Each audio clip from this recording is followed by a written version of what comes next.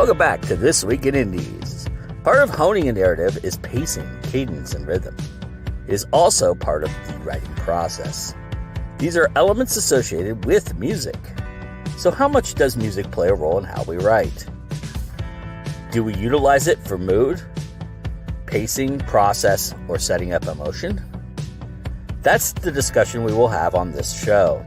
Then, the hills are alive as Joe Compton brings you the brother of the Indie Connection, the Indie Film Connection, as he brings you indie films that you might enjoy if you're a fan of the sound of music. Then, the panel has 20 questions to guess who Joe is going to be in the epilogue. So grab your coffee, stretch your fingers, and get ready to make beautiful music with This Week in Indies and your host, Joe Compton.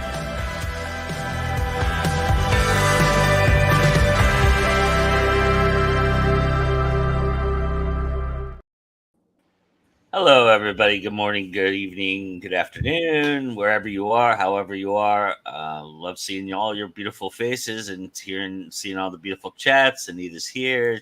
JD's breaking the fourth wall. Al Mengel's here. And we appreciate each and every one of you. And my panel is here. Look at this beautiful dais. We're so excited to have everybody. So let's go around the horn and introduce ourselves, and I'll just go down the list here. So, Miss Cannon, start us off, please. Hi, I am Courtney, aka CL Cannon. I am the owner of Fiction Atlas Press. I do a lot of things on Go Indie now, like the Indie Connection, but today we get to see Joe do his Indie Connection, so that's going to be awesome. So, happy to be here. Nice to have you. All right, Lily. Hi, I'm Layla Chesney. I'm the USA Today bestselling author of horror and paranormal fiction, and I also am the owner of Partners in Crime Book Services, where I offer editing, formatting, and other services to authors. And I also, which I will be discussing today, write romance under Samantha Calcott and S.L. Sinclair. Nice. Great jacket, by the way. Thank you. I love that. All right, AJ. I'm AJ. As you can see the tagline down there, I write smut. I write a lot of paranormal romance, contemporary romance, sci-fi romance. You put two or more people together, get them doing things, you'll find me there. The great thing about this show, we just put all our cards on the table. I write smut. That is just perfect. JD? Greetings, fellow humans. My name is JD Estrada. I am your furry-friendly neighborhood Puerto Rican independent author. I've got 22 books out. More are on their way. I'm still tired from the last one. I write across multiple genres, and music infuses into all of them. Awesome. Well, look forward to that conversation for sure. And everybody, welcome Natalie to the fold. Natalie, tell everybody a little bit about yourself. Hi, so my name is Natalie Demore, and I'm a first-time writer and first-time publisher of Late Night Bites, and I'm super excited to meet everyone. It's nice to have you here. Thank you for joining us. All right, so I want to kind of start the conversation by asking everybody about how much, where in the aspect of the landscape of your writing does music really influence? Is it an influence? Is it a companion? Is it something that helps your muse? Is it something that helps your moods when you need it? Where does music most affect you as you're writing? Yeah, all the above.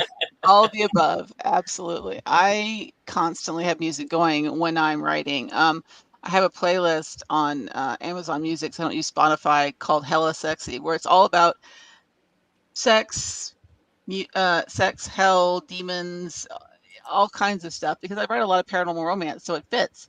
And I have it going. It's like a 4-hour plus playlist that I just have going on shuffle like constantly. And when it stops, I'm like, ooh, I got to get it going back again. So reshuffle and go back to it again. That's just, I always have it going in the background when I'm writing. It sets the mood, and it helps keep the mental demons at bay when the musical demons are there. Nice.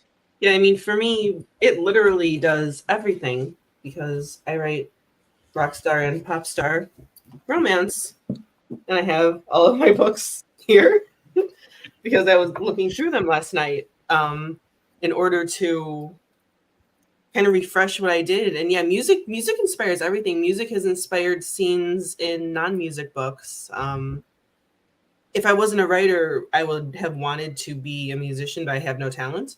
So instead, I write about fictional ones and let the real ones inspire me. Like it's going to be another Rockstar Romance coming out next year. I haven't like fully announced it, but it was actually inspired. I was watching a music video where the singer for the band winds up killing people and like suffocating them on a music video set. And I'm like, oh, that would be a fantastic murder scene, because you can cover up the corpses and have them on camera.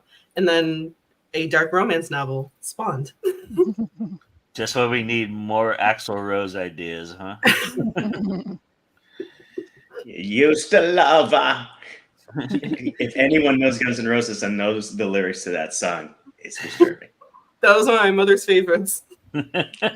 Which is, if anyone says, "Oh, I'm going to dedicate this song to you," worry. Well, in that case, for sure. But it's kind of like dedicating a novel to somebody, and it's a murder mystery, right? So, yeah. Courtney, JD, what do you guys think? And Natalie, did he also speak or no?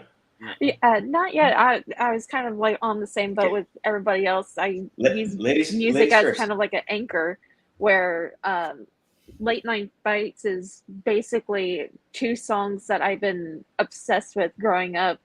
Hotel California by the Eagles, and of course, for my Broadway fans, if any are out there, it's the Cell Block Tango from the Chicago musical. I think I probably tortured my husband the past few months while writing it, just playing that song over and over again. He goes, "Babe, please, anything else?" And I was like, "No, the book is set to this type of tone. It needs to be played." And he's just like, "Nothing else?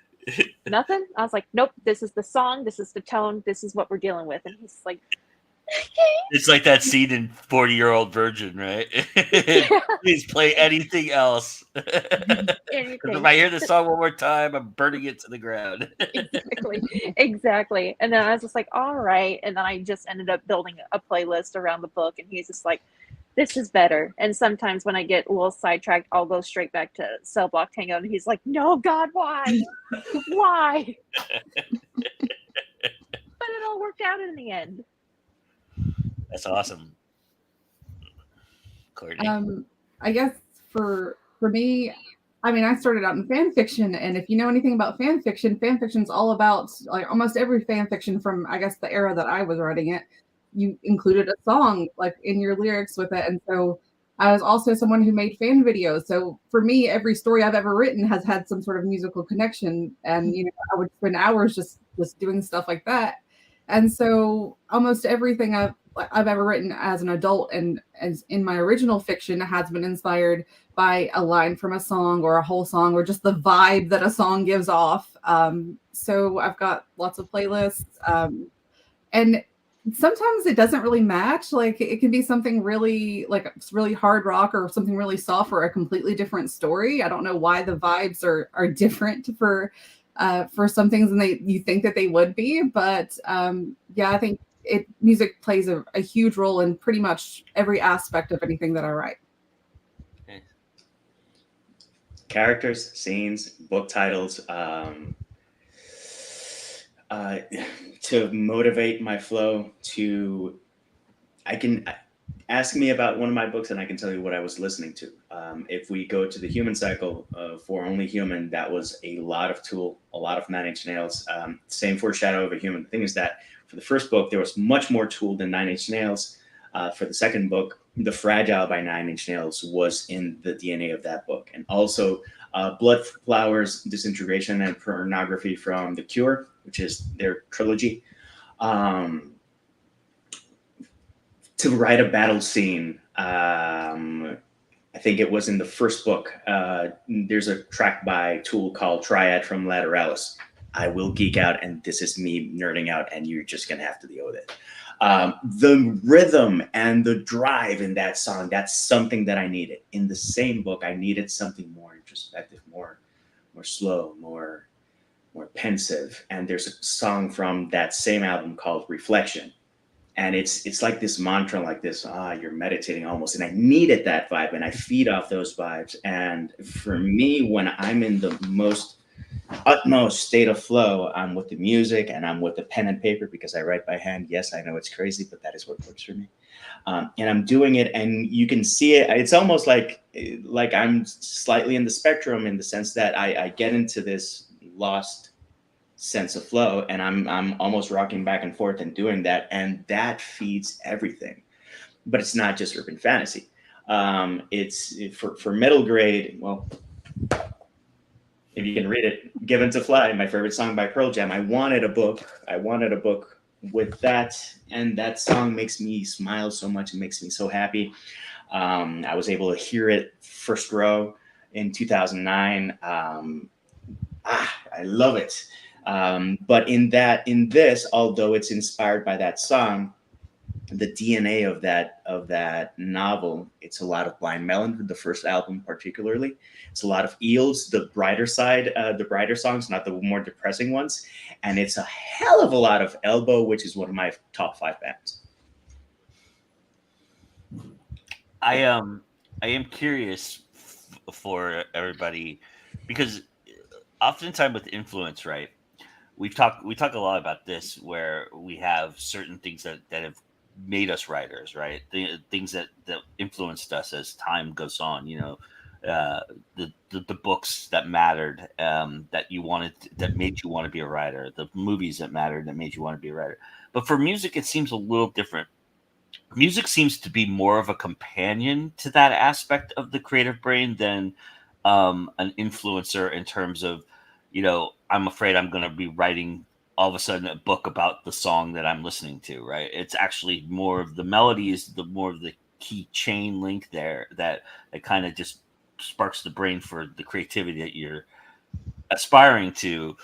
Do you feel that's fair, or do you feel like, have you been stuck in a musical conundrum where you're kind of like, oh crap, I'm kind of like writing the lyrics of the song into the book a little bit? I think music works more with the subconscious, and that way it doesn't trap you into, like, say you're watching a movie and you accidentally start writing the words that come from the movie or similar words. With the songs, it speaks to a different part of the brain, I think, and so it works more collaboratively than taking over. I think that's, at least for me anyway, is the way it works. Okay, AJ dropping science on us in the morning. Fancy words, man. Fancy words. It does tickle a certain part of the brain. And I'd like to even further what you said. Music isn't even just a writing companion. For me, it's been a companion for my entire life. Even for my mother, for my grandmother, I have an entire sleeve of just music tattoos, and it's not even done yet, just for everything that has shaped me. The same way that my favorite authors have shaped me, so have my favorite musicians. And some of my favorite bands and artists, like everyone knows I'm a huge My Chemical Romance fan. They write songs that are stories. The Black Parade, 3 Cheers of Sweet Revenge, and Brought You My Bullets, and Danger Days. They were all concept albums. Dynasty, another one of my favorite bands. Their singer came on and said he just writes stories. He very rarely relates to his own lyrics. They're just story. And so music is also a story. Music is also something that can make you envision fiction. But I think that's another reason why it's such a great companion, is it evokes emotions, thoughts, ideas in a very different way from any other medium, because all you have is the intent behind those musicians. And you have to be a great musician to create those visions in someone's head and to create those feelings that a listener can get. I've listened to songs that are supposed to be so emotional. They're on the radio and it's like, I feel nothing because there's nothing behind it. And it's the same with writing. And I think when the right music influences the right book, it makes the book hit harder as you're writing it.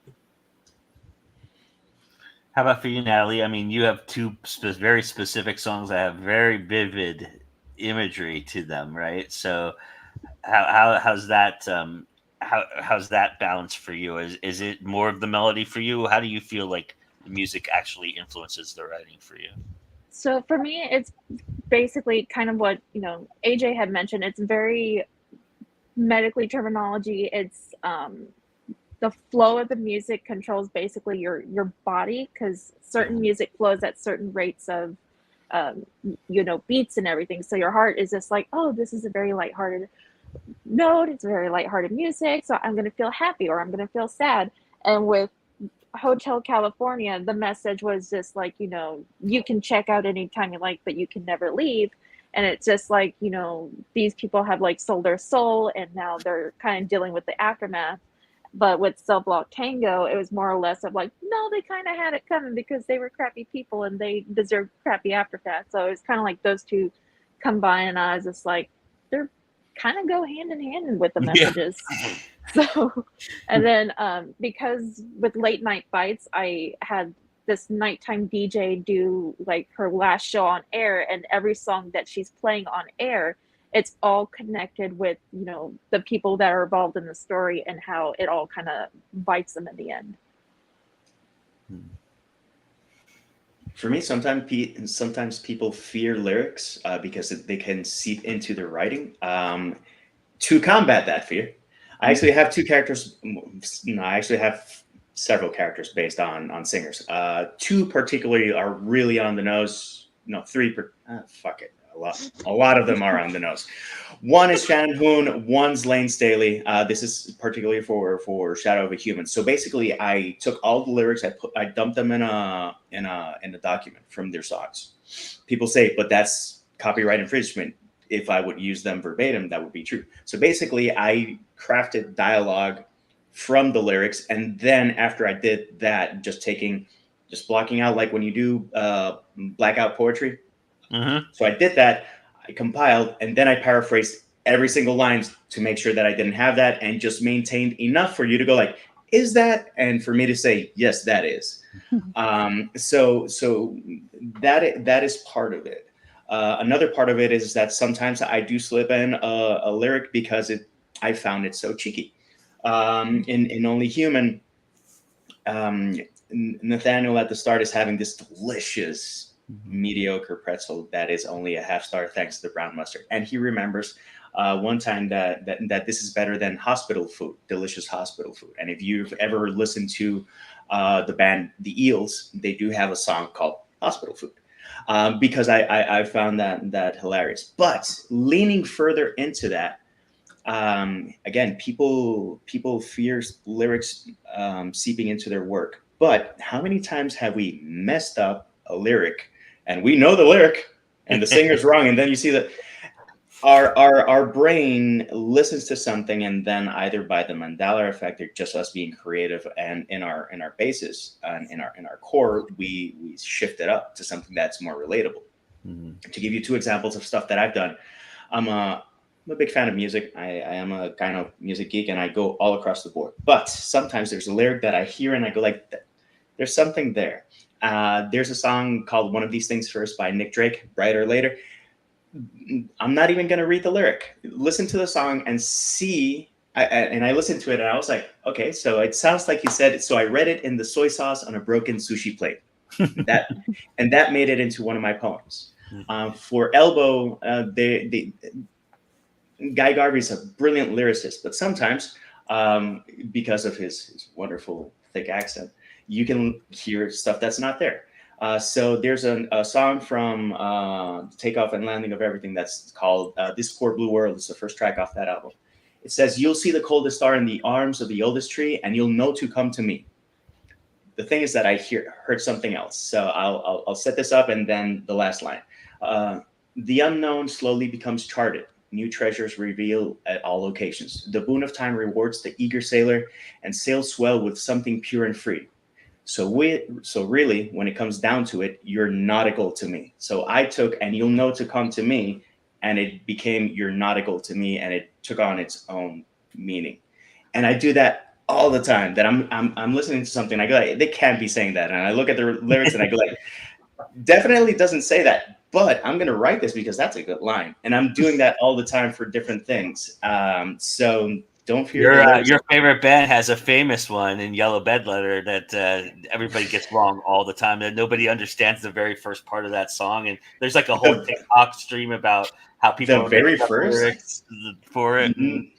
No, nothing of that song is intelligible. I can give you that. That is one of my top 3 songs that you go like, what the hell did he say? Yeah. Glad Bags and something right from Stereophonics. I dare anyone that's never heard that song to try to transcribe the lyrics in one go. You're gonna get it wrong. Bags and Glad Rags. One of my favorite authors, Terry Gary, actually used that for a store in one of her books. But I have to interrupt because I did that in Perfect Disaster. What you did with the lyrics, I did with some Depeche Mode lyrics. Depeche Mode inspired Perfect Disaster.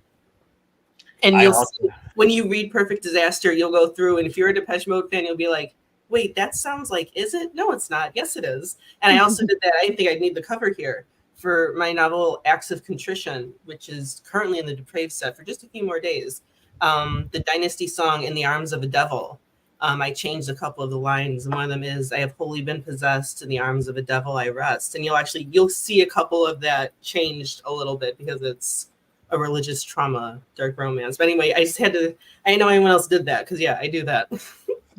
Well, I also have done it for a specific reason. In my second book, I was looking for anybody who's a Ted Lasso fan. His famous way to end something that his spectacular. He goes barbecue sauce, right? So I was looking for my barbecue sauce, and I used Barracuda. And so my character, any time that she does something incredible, she goes Barracuda, and, so, and I unabashedly, shamelessly used that in there. I wanted to also explain blackout poetry for those who don't know what it is. Basically, it's an exercise where you take something that is already written, and you take a Sharpie and you just let your mind, you just meditate, and you just let your mind cross things out, and then whatever's left is the story you're telling. So it's just usually a few words or a sentence or two, or it's a fun exercise for anybody who's never done it before. It's kind of therapeutic for sure. So especially because all right, I'm gonna make some people mad here, but I got the 2 towers in my class when I did the class, and I was so excited to get the 2 towers because boy, did I black out a ton of shit in that book. So I was very, very excited about that. So yeah, for anybody who doesn't know, my aversion to J.R. Tolkien. But anyway, sorry, Courtney, I didn't mean to jump in there. So please, how about for you? What is the connection in terms of keeping music as music and writing as writing for you?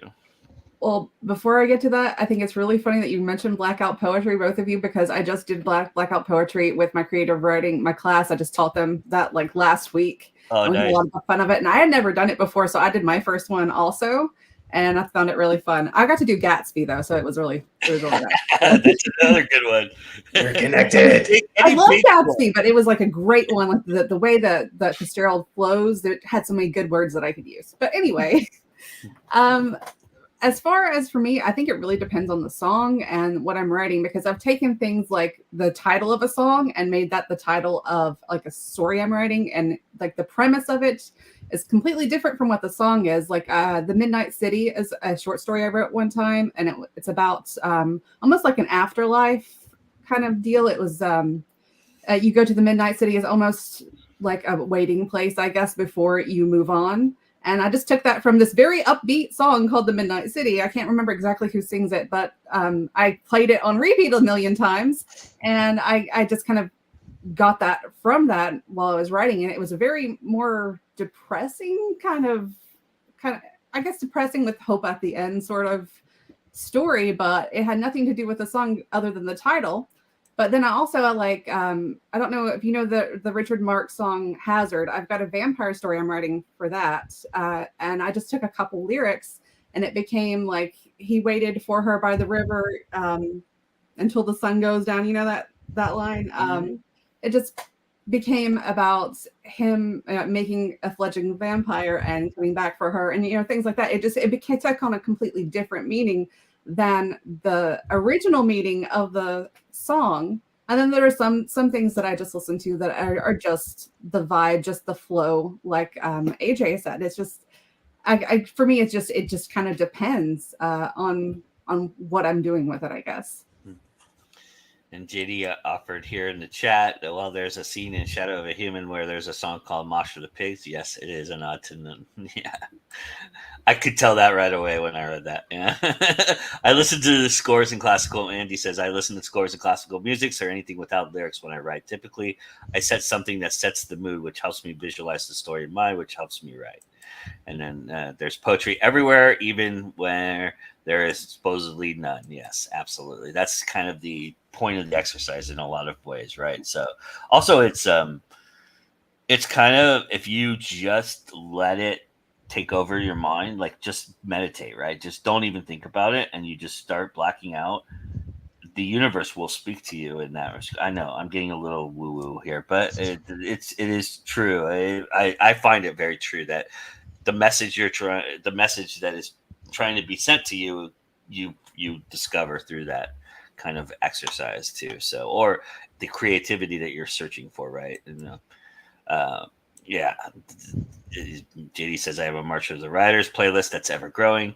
Yeah, I've added a few to those, I believe, too, JD. So but yeah, that we can talk about that. I know one of the when I interviewed Lily, this was 2 or 3 years ago now, a few years ago, when we sat down and did our Origins episode.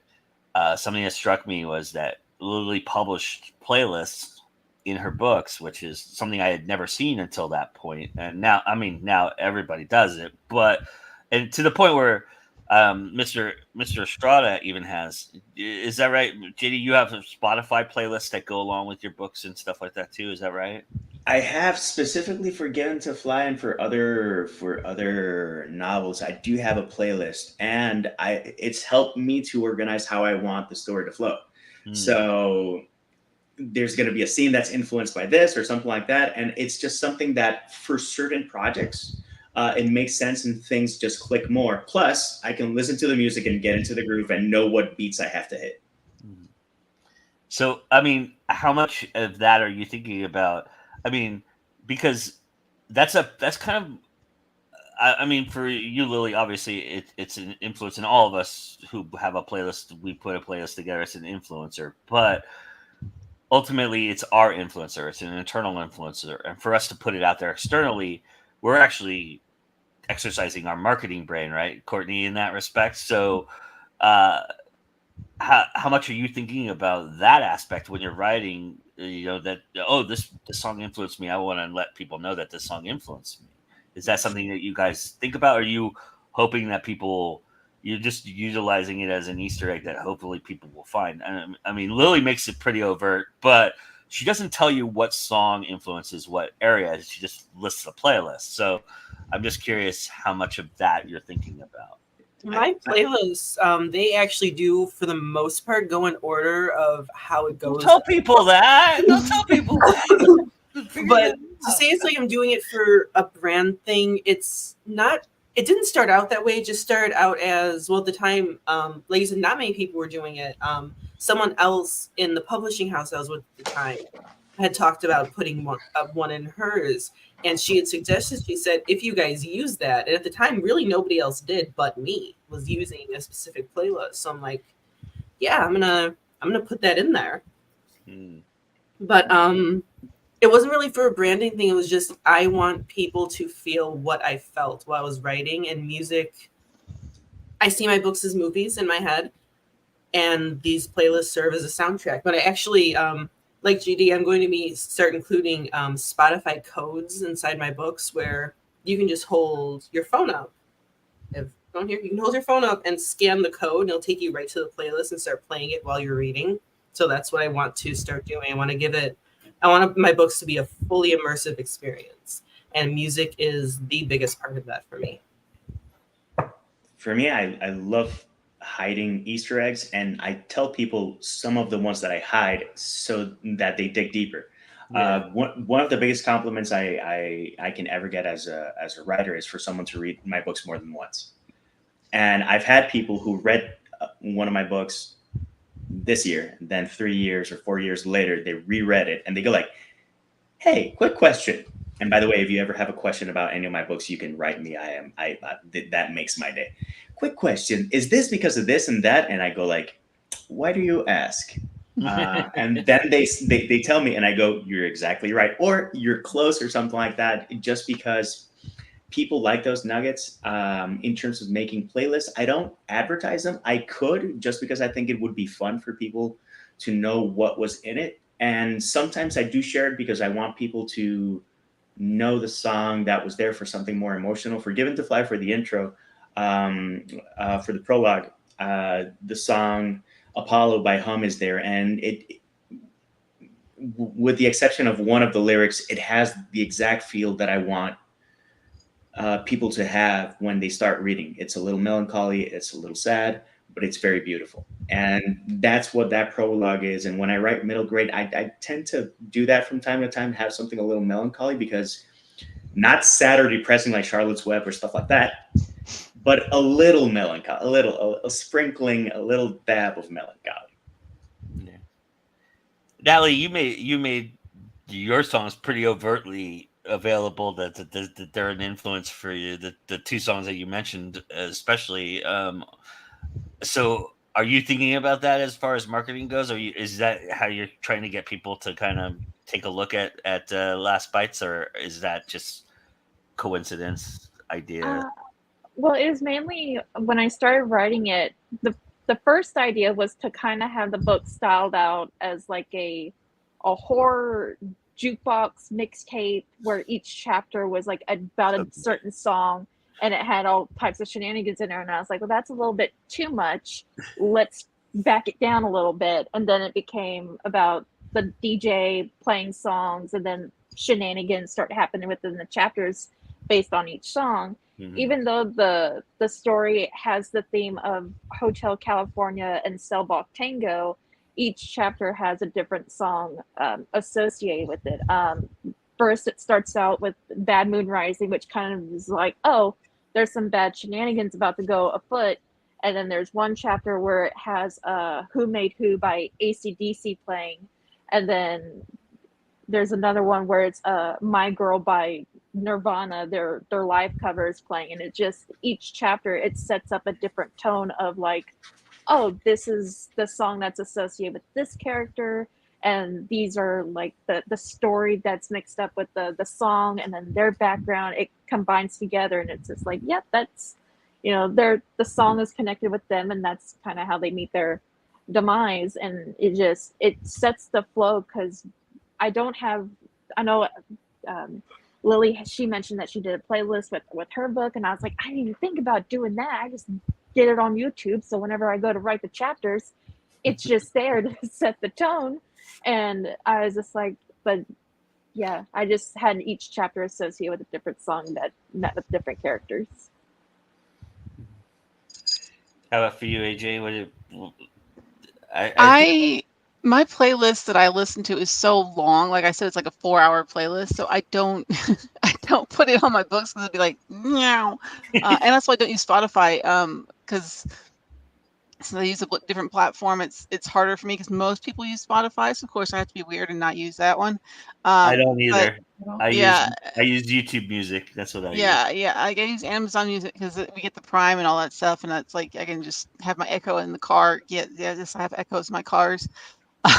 Play my music however I want, and so it's since I use a different platform than most people use, it's not one that I don't know. I don't put it in my books, but 2066 songs for now. Yeah, like I have like 70 something songs on my playlist that I listen to when I'm writing, so it's hard for me to pick the ones that are specific to that story, because I've got them all going when I'm writing it. So have you thought about like letting people know about the playlist though? No, because I don't know if there's a way on Amazon Music to make your playlist public like there is for Spotify. So Lily's nodding, so there probably is a way. I use literally all different streaming platforms. I'm on streaming teams for musicians. I'll send you a DM. I'll help you later. Okay. How about for you, Courtney? I think you've published some playlists before, haven't you? Yeah, I have on YouTube. I just, and that was like before YouTube Music was out. So I just, I just made a YouTube playlist because that's usually where I listen to most of my music anyway. I didn't like Spotify because I didn't want to pay for anything else because there's so many subscriptions I'm already paying for. So I just pay for YouTube Red, and that's all I have to worry about. Mm-hmm. But yeah, I've made playlists for a couple of my books. I don't as much as I love marketing, and y'all know that I love marketing. I didn't really think of it more as a marketing move, more as just like that's how I wanted to connect with my readers, and I feel like that's what we're doing. That's why we're writing books. We're wanting to connect with people, and we're wanting to share parts of ourselves with our audience, and I think that's how our music is kind of doing that. And I as far as like orders or anything, I don't really have an order. Most of my playlists are just the vibe. Most of my stuff is just a vibe of however that's going to make me feel. If there's a particular lyric that reminds me of maybe the couple that I'm writing or a scene that I'm writing, I don't really write down which one it is, and I don't specifically even listen to that when I'm writing that scene. I just kind of have the playlist that goes over and over. Mine's not quite as large. I only have, I think, probably maybe like 40 on that one, just on for each book that I write or each story that I'm writing. But I do have some that are extremely large for when I'm editing and stuff like that. But yeah, I guess that's my answer. Well, connection is important. And so here I am connecting all of you to what's about to happen next. And I'm going to go put my head under a pillow and for the next 4.5 minutes as you all enjoy the very first brother to the Indie Connection, the Indie Film Connection with yours truly.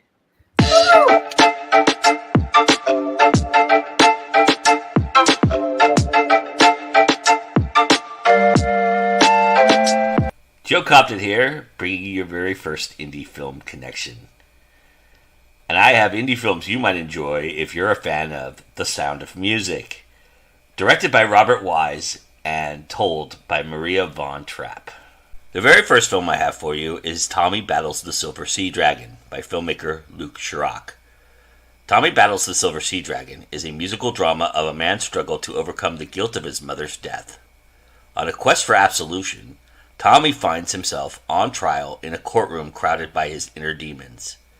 His confession alternates between flashbacks and fantasies as we journey into Tommy's budding romance with his girlfriend Carolyn, whose experience as a woman is overshadowed by the weight of Tommy's maternal loss.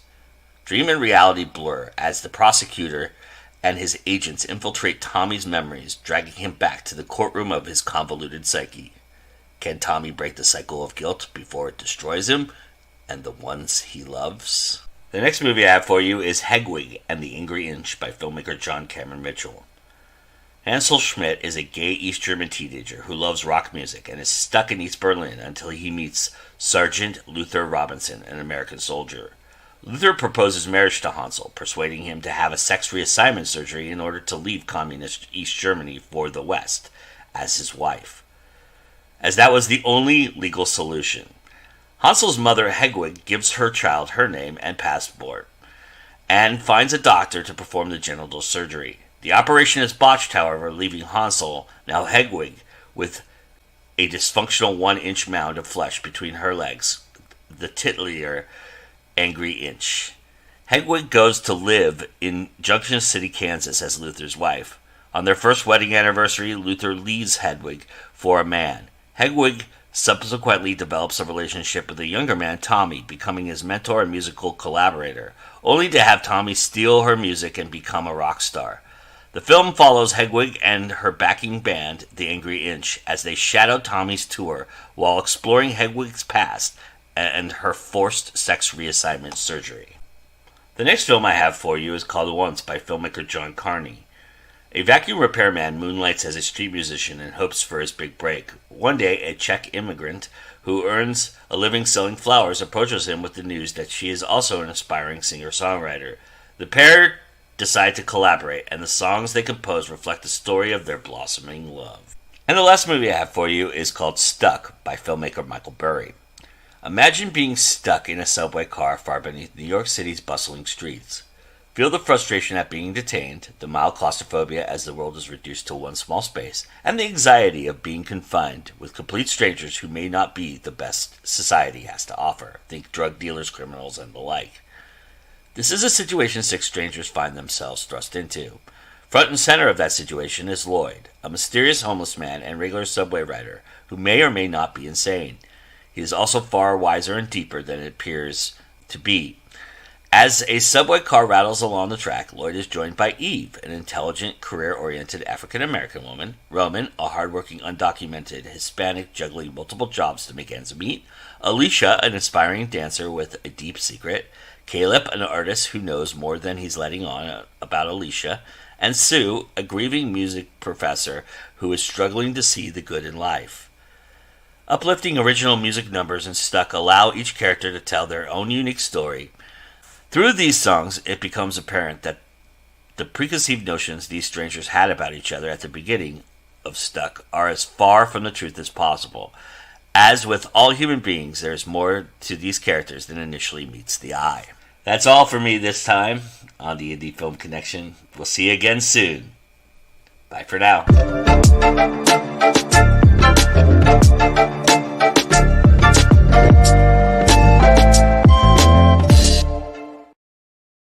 There it is, the Indie Film Connection, everybody. So. That was wonderful, Joe. It was really good. Thank you, Courtney. Appreciate it. Awesome. All right. So that's out of the way. By the way, I'll put all the links to the movies in the chat. I didn't put them in there because I didn't want you guys all to run away before you knew what movies were going to be on there. So, but that's I'll have all the links there for you after the show. So I'm curious to kind of round out the conversation and you know, bring it full circle. Where do you find what element of your stories do you feel like has the most musical influence? Is it the setting? Is it the characters? Is it the plot? What part of your writing do you find music influences the most? For me, it would have to be a tie between the music and the characters, and also their emotions. Not really the emotions I want the readers to feel, although that too. But sometimes my songs really describe who the characters are. And Joe, you're going to find this interesting. When I do finally release the last 2 Paige Papillon books, the 5th book, the finale, that playlist actually has hints as to what's going on, Nice. even more than the blurb does. I love that. And that is because one of my characters decided, hello. And you will, when you see that playlist, I want readers to go through that playlist. And I want them to get a very big feel for one of my characters who's in the series, for one of them. And that's one of the things that music does for me, is it shapes my characters. Just the way music has shaped me in my life, music shapes my characters too. Most of my characters are music fans. The Paranormal Detective series, Angelica, the songs that she's playing in the car with Danny and while they're hanging out or whatever, they made it to the playlist because she's a music fan. So I feel like music for me, it encompasses the characters and their emotions so much. Because again, I am a lyric person even more than a vibe or a beat person. So that's also why I include the playlist, because again, it's a companion. It helps you know what you're feeling. Just like in horror movies, how they have, it's almost like a white noise where you can't hear it, but like in a suspenseful scene, you feel these particular vibes and emotions that they want you to feel by inserting those sounds. I do that, but with my playlists, since, you know, there needs to be an option for music to play on a Kindle. So the readers know what's going on, so you can have a soundtrack. I think it kind of mostly is the vibe of the music goes the vibe of the story, because that's how my music is with me. It like I said, it seeps in and it kind of gets in your subconscious. So what you're writing kind of, even though the lyrics aren't necessarily in there, even though the different things are happening that's happening in the songs, it's the feelings that motivate me to write the words, if that makes any sense. So. Yeah. How about for you, Natalie? For me, it kind of goes hand in hand with the characters and the setting. Because if you're writing a very intense, dark scene where it's just like, oh, this character is about to die, and then all of a sudden a song, Sunshine and Lollipops and Rainbows by Leslie Gore is playing, you're just like, wait a minute, hold on a second, that doesn't fit the mood at all. It could, but it just kind of switches you and be like, wait a second, what is this? But I think the music goes more with setting and characters rather than really anything else. Courtney? Again, most of mine kind of go all over the place, but I guess for the most part, I would say, like Lily, the characters and the emotions that they feel are a lot of the song, have a lot to do with the music that I choose, I guess, for them. So I guess mostly the characters. For me, ideas. Ideas come from lyrics and from music all the time. And sometimes the juxtaposition of music and the scene elevates it. And for me, every time that I think about music and how it influences my writing and what I'm writing, I want it to elevate it. If you go back to my childhood, comedic scenes with Tom and Jerry and Bugs Bunny, etc., with opera and classical music are elevated, and the comedy is elevated by juxtaposing those two things. And I find that fascinating. If you see Silence of the Lambs, when spoiler alert, when Hannibal Lecter kills one of the guards and he's swinging the baton, he's doing it almost like he's conducting a symphony, and I find that fascinating. If you go to Reservoir Dogs with Stuck in the Middle and American Psycho, Hip to Be Square, those two songs are thusly elevated because of that scene. It's something that is just compounded, and it's fascinating. And to me, there are so many songs that I go like, I'm going to use that song for inspiration for something. That I hope that I can do some justice to the song, and for people to listen to that song and go like, oh, I remember that happened in either that book or the movie adaptation, crossing fingers, of that book, and a good movie adaptation of that book by JD. And anytime that we can have that, again, so often a song, a lyric can give you an idea for what someone says, for what someone does, or for even a plot. I'm going to be writing a comedy, and I already know the songs that play when this absolute asshole is coming around. But while I'm compiling that playlist, the idea of the name of one character came from a song from Mike Doty that I went like, that sounds like a name.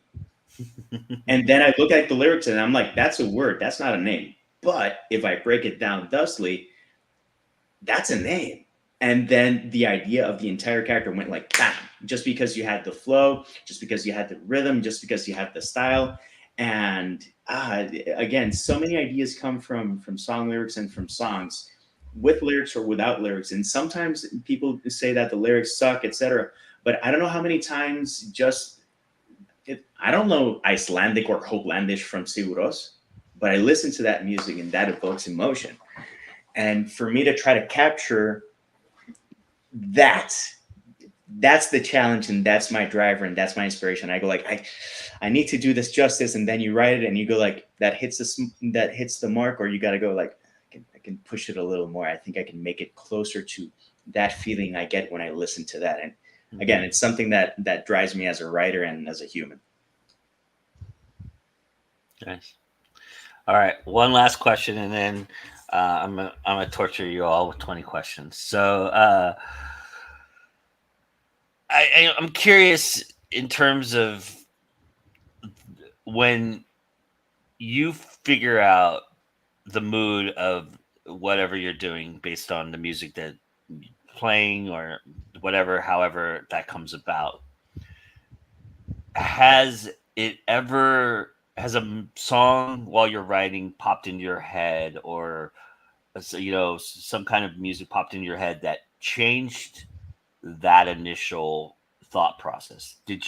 Was there an emotion evoked that you weren't expecting when you're writing? Because a lot of us here, and I'm not going to say that everybody here does, but a lot of us here are driven by what the characters tell us in our heads, right?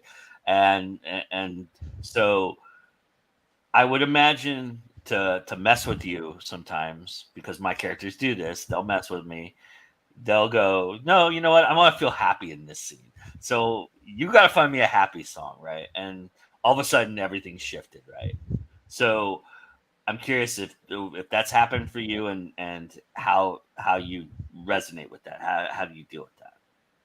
My characters derail the plot all the time. It doesn't matter what but I'm a discovery writer. I'm a pantser, so it worked for me. But yeah, there are times I'm like, I want X, Y, and Z to happen, and the character's like, no, no, we're gonna do this other thing. Has the music And shifted because of that for you? sometimes I play a different list because the characters don't want what I've got going, and I'm like, well, okay, sure, we'll swap the music out and see if that flows better for these guys, because these guys, they don't want to listen to what I want to do. So Yeah, I have to say that, yeah, Ejun, I'm really not good at this. Ejun has been, or was that book. It was the first book that I ever wrote where I listened to absolutely zero rock music. And it doesn't matter that it says a K-pop romance, because I'd still listen to whatever songs fit the bill. Rock music has amazing love songs. But I specifically needed those vibes. And like JD was saying about, he doesn't understand Icelandic. I'm trying. I don't understand Korean. Most of the songs in here are at least half Korean, half English, if not completely Korean. But I know the vibes. I do read the translations. I watch the music videos. And while I was writing this book, the characters absolutely needed that. Again, not just because it's a K-pop romance, but because they needed it. I needed it in real life. It was, this was the most therapeutic book. And one wouldn't think writing to K-pop music, listening to Jungkook sing, well, his album's in English, but mostly it's his voice in here anyway. People wouldn't think, that would be therapy. That would be therapeutic. These are love songs. These are, what they spoke to me, and they spoke to Evie in a way that the typical music we like, because Evie's also a rock music fan who didn't think K-pop was any good, just like me. And so her feelings sort of became mine and vice versa. And yes, she made me change that playlist when she discovered who Yijun and his band were. So many things started to change in her heart and her soul, and she was healing from her grief at the same time I was. So in a way, she and I both changed our playlist because of this book. She talked me into helping her heal. Nice. Sometimes you're writing and you're not feeling it, and you have to see if you just need more coffee, more water, or you just need to change the music. And all of those three options and many more have worked. There have been occasions where I'm listening to something and I'm writing and I go like, this isn't clicking. I'm not trying to understand why it's not clicking. I just know it's not clicking. So I click next, I switch artists, I put on a new playlist, and suddenly I hear something. I go like, huh. And then I start exploring how I'm feeling, what I'm feeling, what's coming out.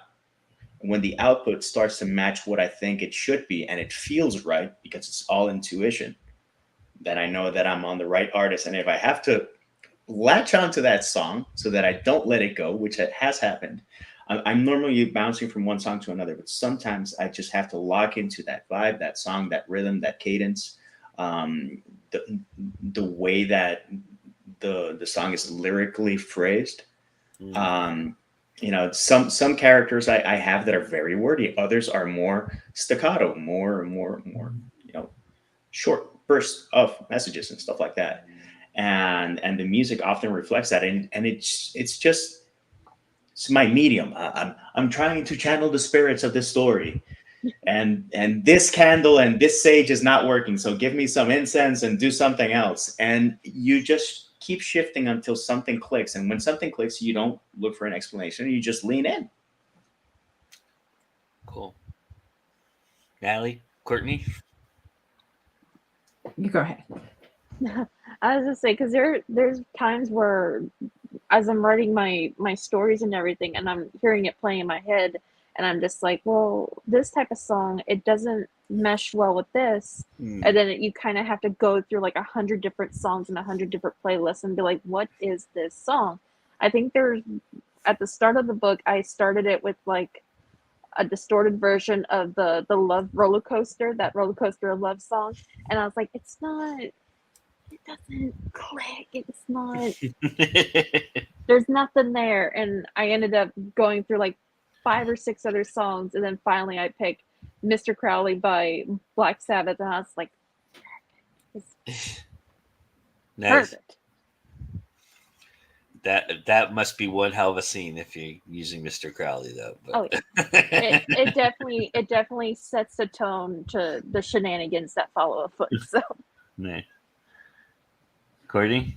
I don't normally change mine because I Look at you, rebel. Sorry. It's like, is anybody going to have the same thing as him? No, I don't usually change mine because I have already emotionally connected with that character and that scene so much that it's kind of ingrained in me. This is the only thing that's going to help me write this. And I get so like, sometimes like if you find the perfect song, I'm like writing the scene and I'm crying along with like the character because I don't know. It's almost like you feel like you are the character while you're writing it. You're like so invested in them.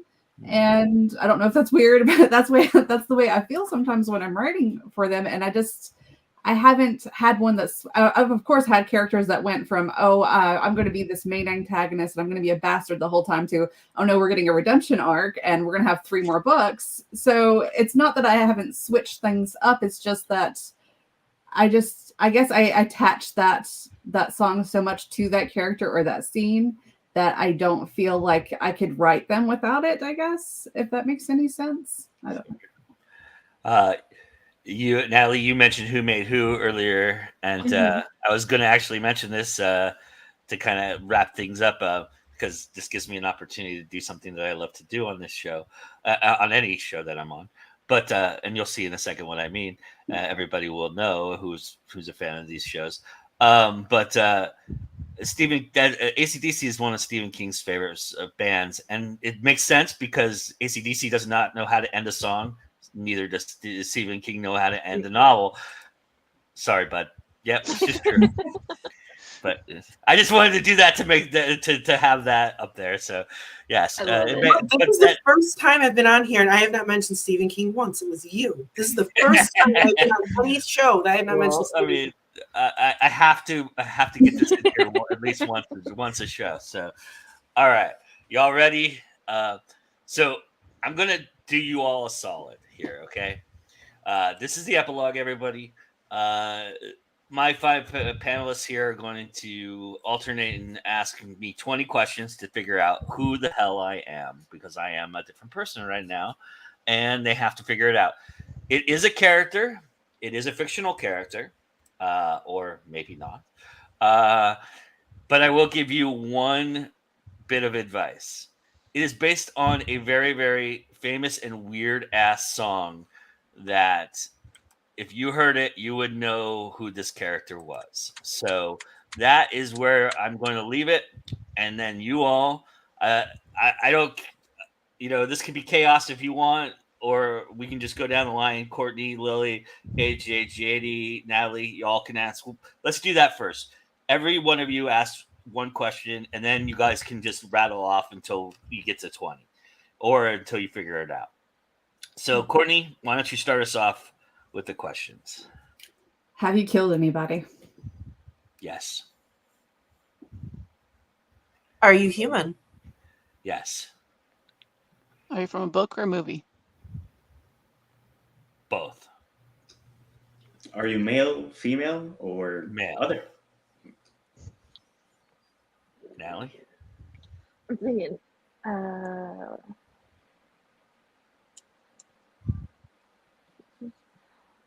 what genre are you in? That's tough because it's multiple genres. So I can't really rattle them all off. All right, you have 5 questions, y'all. So now you got 15 left. So go ahead, free fall. Whoever wants to answer the question. Are you the devil? Some might say so. Were you written by Thomas Harris? I was not. All three of them are gone. What year was the movie adaptation released? I am not going to answer that question because there is a reason why, and I'll tell you after why I'm not going to answer that question. Okay, so that doesn't count. Yeah, I won't count that. I won't count that question. You can ask another one if you'd like.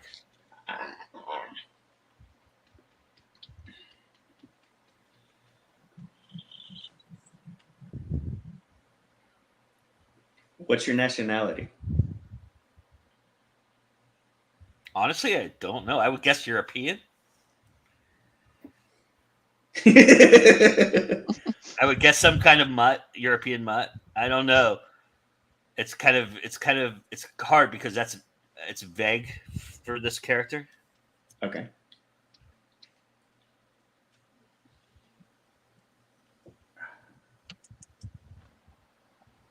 Come on. Are you What a is your supernatural profession? being? Sorry. Sorry, no, you go ahead and I'll ask mine. Are you a supernatural being? Some would say so. You're vaguing, Joe. I'm being honest. I'm not begging. I'm answering your question. I'm being honest. Are you God? Some would say so.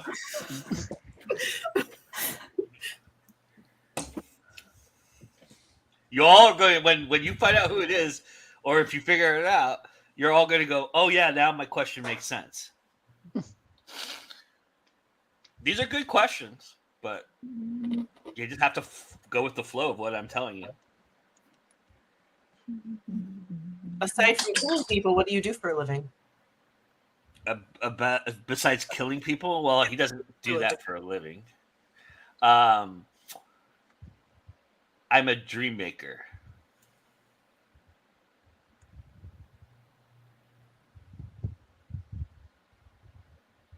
I make dreams come true. Every character I can come up with is supernatural. Like completely supernatural. I believe you said human earlier. I did, yes. But he also said some would say he's supernatural, so.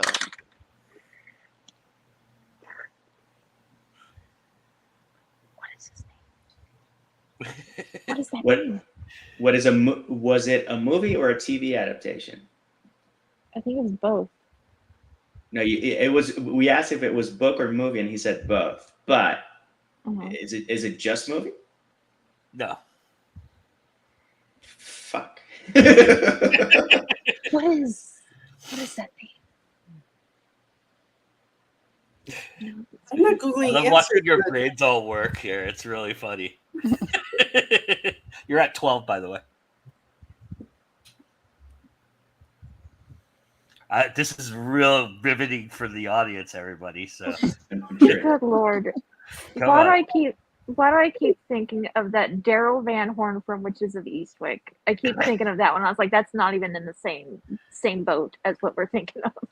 Not even in the same baseball field. You're close, though. I will say that you're close. I'll give you a freebie and say you're close. What year was the book written? Go ahead. What year was the book written? Long time ago. So you're not answering the question. But I can't. If I answer that question, you'll get it. But we're close. I mean, a long time ago helps you. I think. Is it at least the 1900s? Like, can you narrow it down? Okay, to that?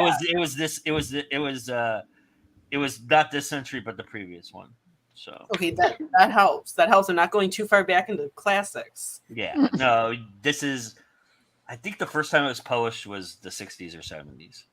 Oh, shucks. I might be wrong on that, though. I don't know the answer to that question. That's why I said a long time ago. Are you a Stephen King character? No. Okay. That narrows it down. Although I would imagine Stephen King would have loved to write this because it has a good end. Well, actually, it doesn't have a good ending. Okay, so it doesn't have a good ending. It has a good ending, but it doesn't. It does, but it doesn't. Yes, correct.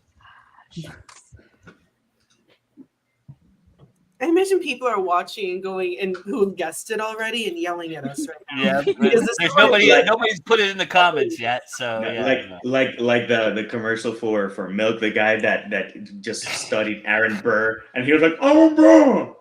Like the audience is like. There's a good follow-up question to the last question you just asked. If you really want it, it might help you. Are you a politician? Some would say so.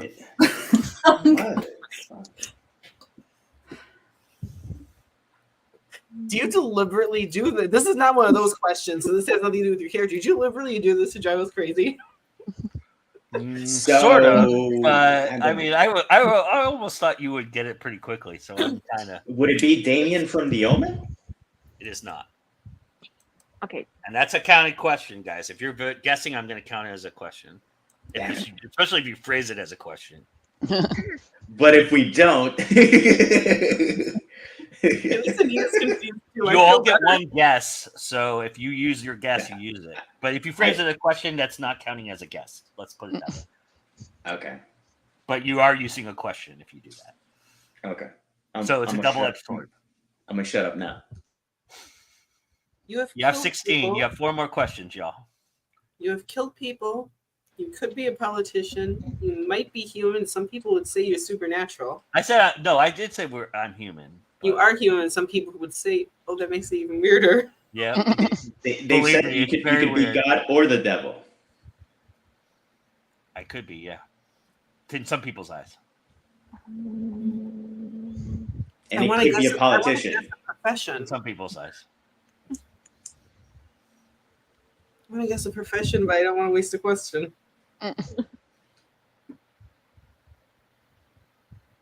got 4 left, y'all.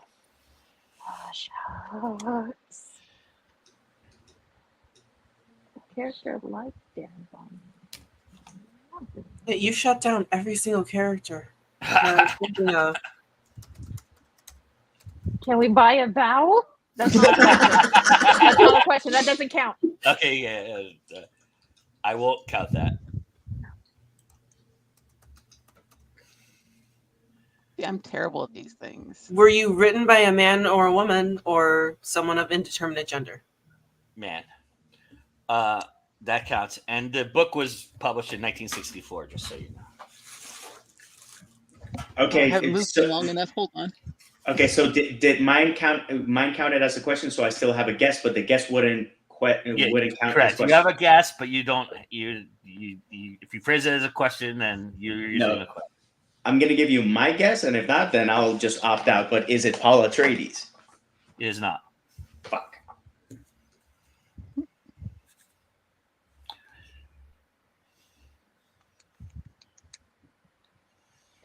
That was a good guess, though.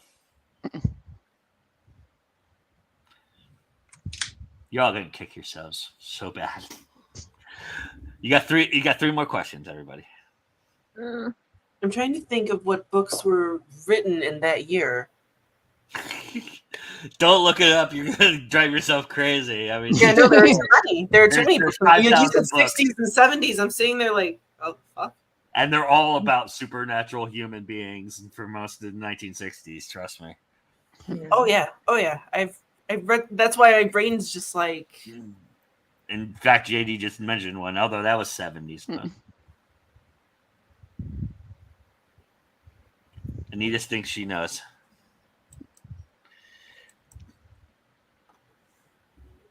I have no idea, and I don't want to Google and cheat. You know, like I It's want not to gonna Google, but I help don't want to because Google. There are so many possibilities. I We appreciate waste 20 questions just guessing.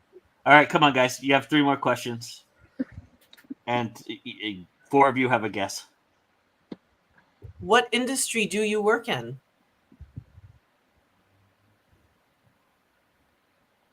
Music, film, publishing? No. It's a character. We're talking about a character. Well, I mean, a lot of writers wrote writers. True. That's why I asked. Factories. What industry? What? Factories. I'm a factory owner. I swear I'll never think if this is Willy Wonka. I was Willy Wonka. You're right. It is Willy Wonka. Now you understand why I couldn't answer your questions right. I'm not getting the Because most people, because some kids think he was the devil, some people think he was a god. Some kids And he killed the kids in the factory and turned them into candy. That's where nougat comes from. If you've ever wondered where it's the kids. The kids give the richness to the nougat. But if you wanted to know the answer to my original thought, it's come with me and you will be in a world of pure imagination. That's what got me. That's what got me thinking, this will be a good Willy character. Wonka. It's JD's fault because he mentioned Paul Atreides, and Timothée Chalamet has played both characters. Yeah. And I knew Wonka was sometime in the 60s. What threw me off is politician. Why politician? Well, if you think about it, Willy Wonka has the factory and he's got all that money, and it only takes a little bit of money to get around. So he was one of the original oligarchs. And if you read the Glass Elevator, they all talk about how important the factory is to the town. So, well, actually, in the Glass Elevator, they have a conversation, and if you've never read that book, it's weird. And they have political conversations with the president of the United States, and you go like, "What the hell happened to this story?" And if the question I was referring to when you guys asked that one question is if this book had a sequel, if you had asked that question, I think you probably would have got that too. You all came to the right conclusion, so it doesn't. Okay, but why did Witches of Eastwick? And that one also it's the same kind of influencer, kind of. He's got an influence, and he changes the perception of people when they ask for wishes and things like that. When they wish for something. But he didn't bang an Oompa.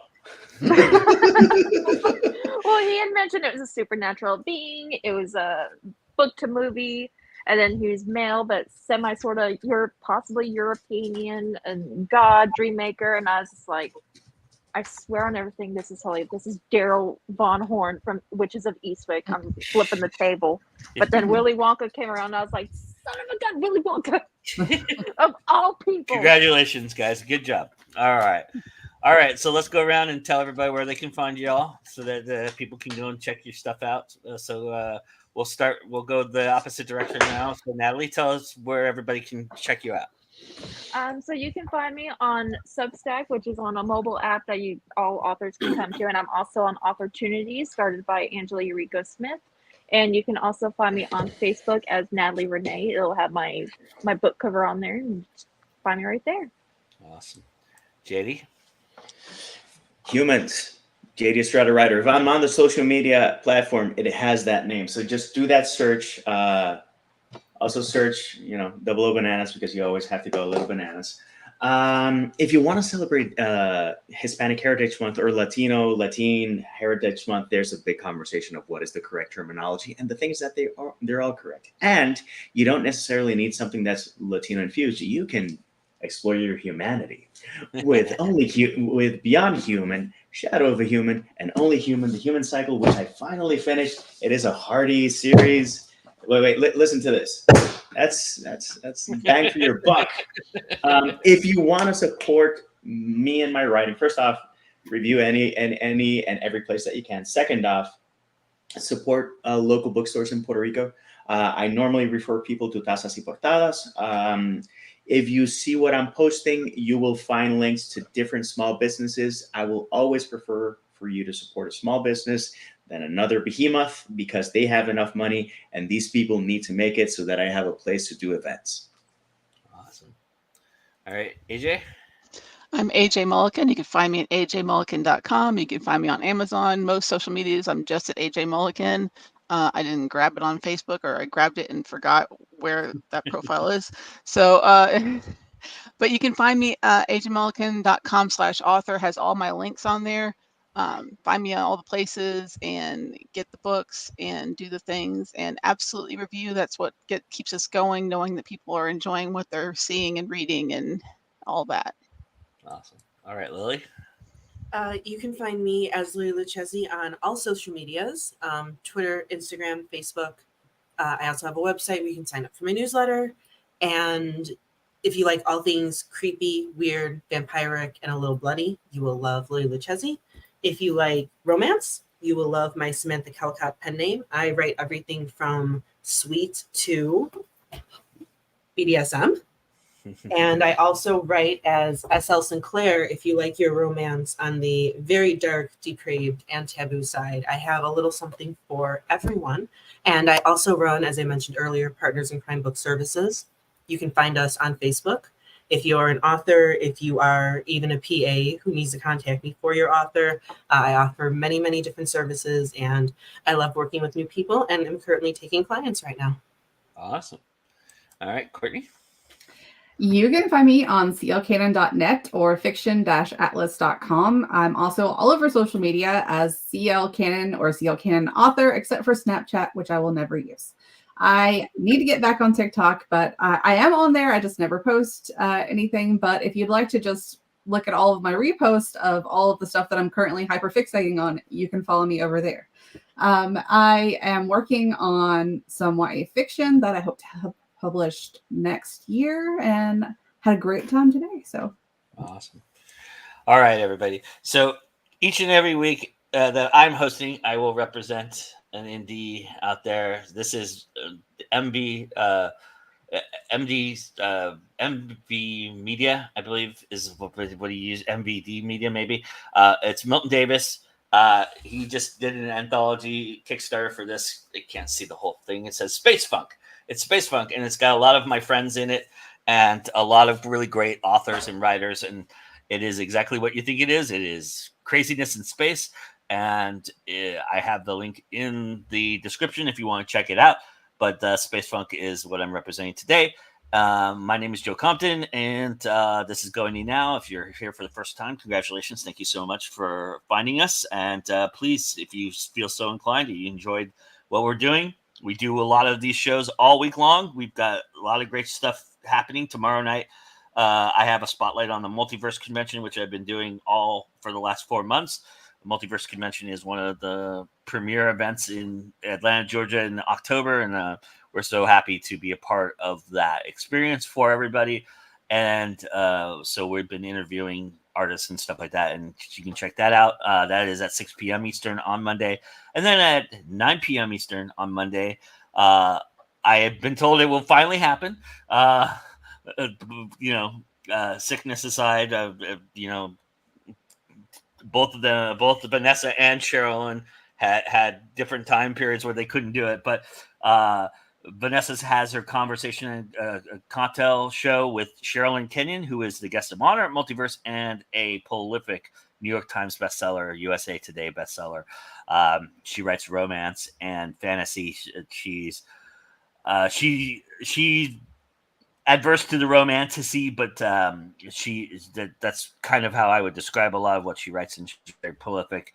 And so I think you all will enjoy that and get a lot out of it if you do check that out. And then we've got more shows. We've got First Time for Everything episode on Thursday, and then more stuff as the week goes along. And then we'll be back here again every Sunday at noon Eastern for This Week in Indies. That being said, thank you all for joining us. And remember that it's always time to go indie now. And we'll see you guys next time. Bye.